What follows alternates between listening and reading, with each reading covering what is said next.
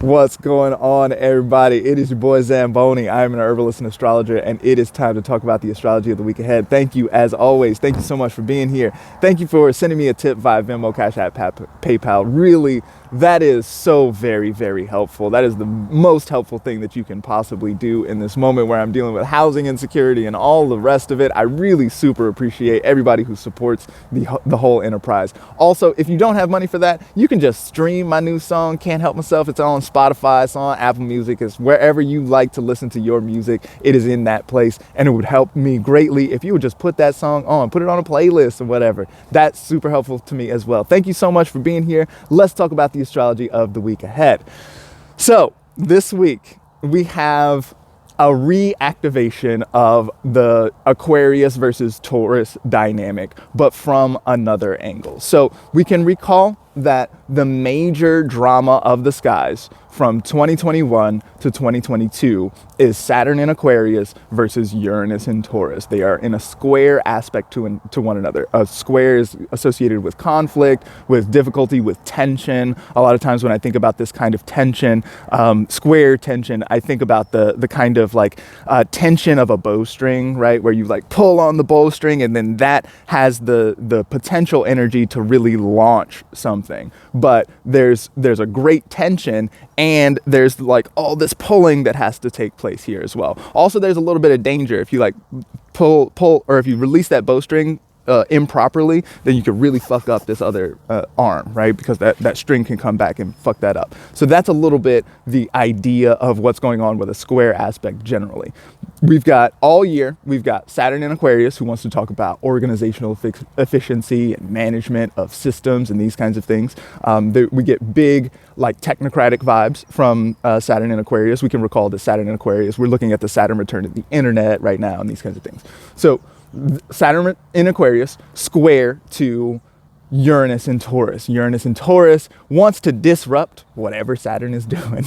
If there are systems going on, what if we threw a wrench into that system? What if we change? What if everything was super volatile? What if you couldn't count on the price of your supplies and these kinds of things, right? This is the major drama that's been taking place for 2 years now.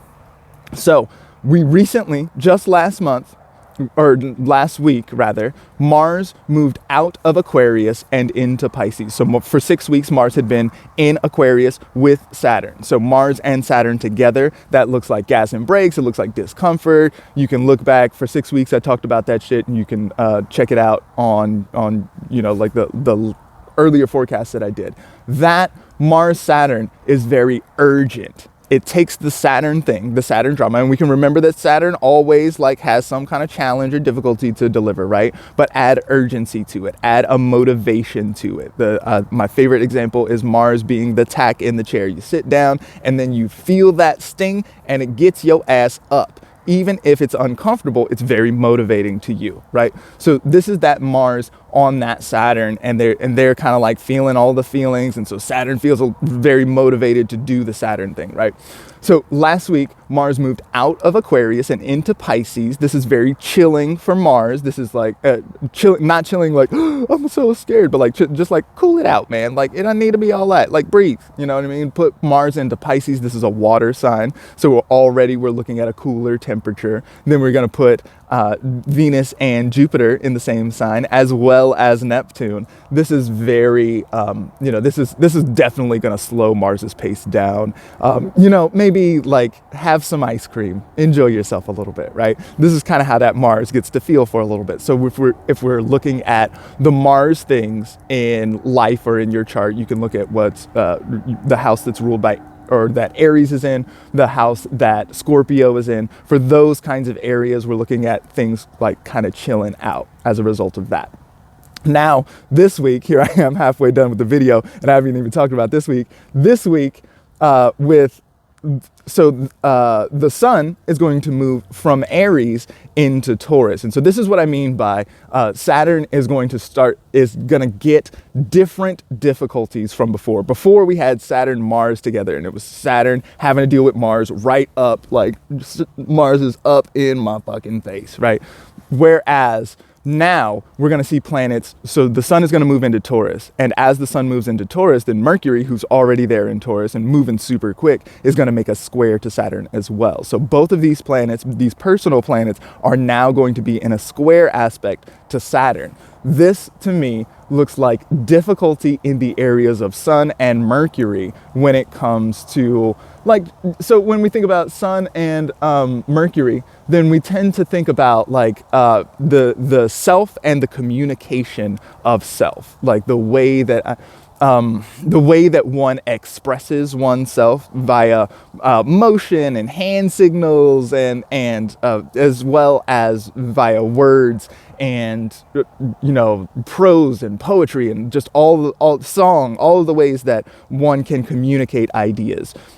I've been thinking about Mercury and Taurus as being really good for working with the exchange of value in some kind of way. Mercury and Taurus is really good for thinking with practical concerns and the exchange of value all the time. Commerce is derived from the word Mercury. That merce in there is from Mercury. Or anything like a transaction, right? So this kind of forth and back sort of stuff is always described by Mercury. Mercury in Taurus is there with Uranus, who has been disrupting stores of value. So we can see some thinking with different ways to work with that, right? But now we've got a square to Saturn as well. So this is going to have to interface with the organization, with the management system in some kind of way. We're going to see, like this could look like regulation. This could look like obstacles to doing the thing that you want to do. Maybe you want to think with value in a new way, but there's a rule against it or something like that. There's maybe an authority figure or a Saturn type in somebody old perhaps, or somebody who is grumpy about something, who maybe has a leg problem that puts them in a bad mood, something like that. This is very Saturn stuff. Getting in the way and being like, no, you can't do that thing. Or with the sun, so that's Mercury, right? With the sun, we can think about the self, like who I am as a person, my personal sovereignty, sort of having to come into interaction with that Saturn, coming into a space of personal responsibility and this kind of thing. This looks difficult for the sun. The sun square to Saturn, the sun always kind of suffers from that, especially with Saturn in the overcoming position, especially with Saturn in such excellent essential dignity. This is a very strong Saturn, which is able to do the Saturn things very well. So we're going to be looking here at, I would think, like blinders, you know what I mean? Like think about, especially because the sun is associated with vision, right? What you can see and this sort of stuff, and Saturn wants to obstruct that in some kind of way. What if we thought about that instead of obstruction as focus? What if we could concentrate with that instead?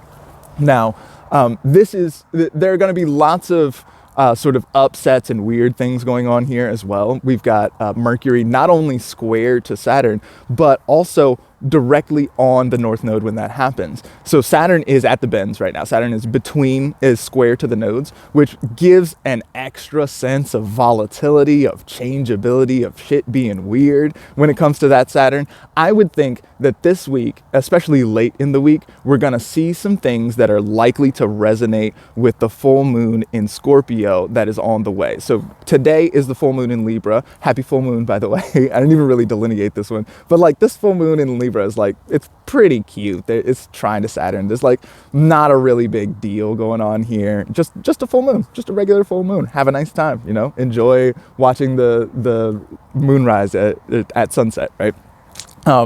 But a month from today, we've got the full moon in Scorpio. That one is an eclipse. It is square to Saturn. It is wild as fuck. And so I think that this Mercury square to Saturn, I think that this is likely to trigger those events, the things that are described by the eclipses on the Scorpio-Taurus axis. This is likely to trigger that and sort of get that sort of moving in some way, maybe make it intelligible in some kind of way.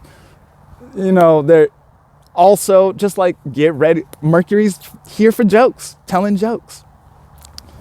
That's my time. Thank you so much for being here. Thank you for sending me a tip via Venmo, Cash App, PayPal. Super appreciate you. Thank you for getting a reading. Thank you for listening to the music. Thank you for just being here and listening, sending it to a friend and all that. I appreciate all y'all. I'll check y'all next week. Thank you so much. Bye.